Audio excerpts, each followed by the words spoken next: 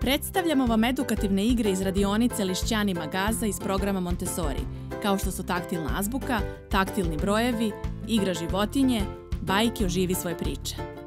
Edukativna igra taktilna azbuka se sastoji od stavljanja slagalica u metaljki u obliku slova u Montessori kutiju. Cilj je da se sastavi slagalica tako što će svako slovo doći na odgovarajuće mesto na slagalici. Taktilna igra životinje se sastoji od stavljanja slagalica u metaljki u obliku životinje u Montessori kutiju. Cilj je da se sastavi slagalica tako što će svaka životinja doći na odgovarajuće mesto na slagalici. Edukativna igra taktilni brojevi se sastoji od stavljanja slagalica u metaljki u obliku brojeva u Montessori kutiju.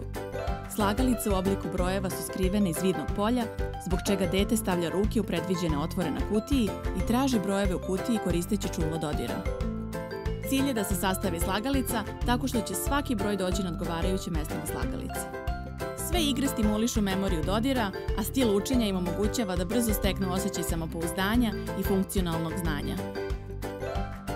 Igre su zasnovane na Montessori metodi, po kojoj dete se uči nezavisnosti i slobodi izbora i izražavanja.